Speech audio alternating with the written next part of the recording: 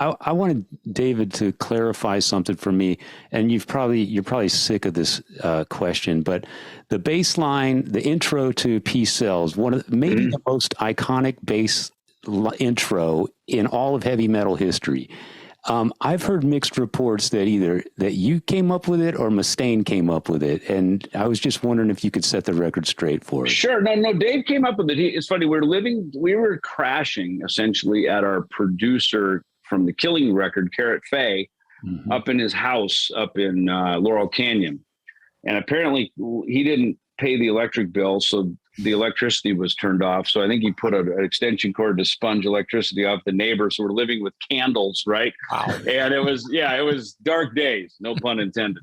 And I had this BC Rich Eagle bass that I had ripped the frets out of, and it became fretless. And Dave was just sitting there noodling, playing one day before we're going to go to rehearsal. And, he's kind of coming up with that line. And he says, "Hey, Junior, come here, play this," and working it out. And we go to rehearsal. We get in the room because me and Dave it was always in my van. I drove, he rode shotgun, drove up to Pasadena to pick up Gar, went down to just past downtown LA, actually a town called Vernon, down past kind of like the meat packing district, right? Old brewery there. I think it was probably like the Francisco, which kind of became a brand, I think, the Francisco rehearsal facilities. They'd find these old breweries and they'd sort of gut them and turn them into, soundproof them. I think I've been there. That place is crazy. Right? Yeah. So I figured you would know.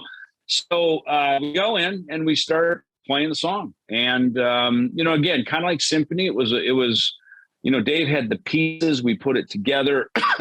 We worked on the arrangement together.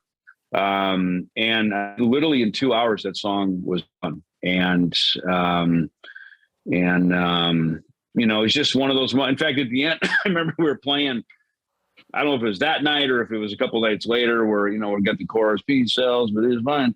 And me, of course, being a Van Halen fan, whenever I sing backups, I immediately go to that Michael Anthony high, third, fourth, or fifth, Peace Sells, but who's buying, so add that little harmony thing on there. And all of a sudden it's like, whoa, Junior can sing, and wow, it's really melodic. And it's like, that's like a real chorus now, and it builds. Yeah. And so, so we knew as we then went out, and, Andy Summers, I'm sure, booking agent, who was our agent at the time, he sent us out on a little 3-week trip, January, February, early '86. And we played every song we had, all of Killing, all of the potential new songs for Peace Sells. And essentially that became our pre-production for the Peace Sells album. We came home, Combat Records came to us and said, all right, we gave you $8,000 for the first record. You did well. You sold some records. We'll give you $24,000 for the next record.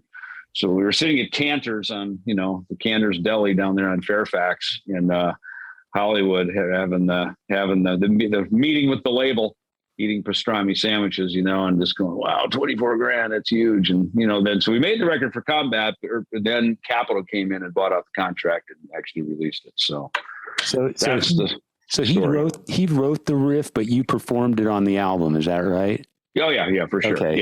Yeah. So and I always kind of just thought of it as a guitar part. Like, hey, here's a guitar part.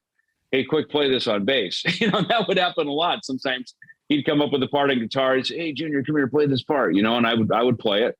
And, in the same way I've come up with parts on various piano and stuff. And, you move it over to, like Family Tree on Euthanasia, I wrote on my piano, that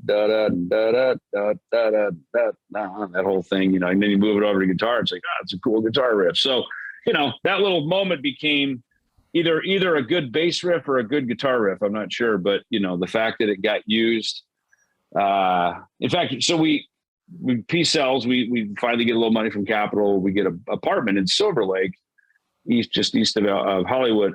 And me, Dave, and Chris Poland lived there. And I remember because we had like a Bowflex. Remember that Solo Flex? Remember those things? It was like a rubber band workout. So it's sitting there by the kitchen, kind of this big open room. We always had MTV on in the background on the TV. Chris is next to me doing the dishes, right? And it's an afternoon, and all of a sudden they say MTV News, dun, dun, you heard it here, or you heard it first, right? Yeah. And Chris stops and goes, dude, was that our song? And I was like, I don't know. I didn't hear it, And that was the first time that we were aware. Yeah. And, the funny thing is people like yourself, oh my God, that song is huge and that riff and oh my God. But the reality of it is I missed the whole thing because we were on tour most of the time. So I wasn't even aware of it. So people tell me that all the time, like how it was just constant. I was just like, well, it was constant. Well, the two riffs that people like us, older gents of a certain age, when you think like those little snippets like that, those sound bites of MTV, the transitions between ads into one of their shows or whatever. Yeah. It's the SOD, or it's fucking Peace Cells. And it's like, great company.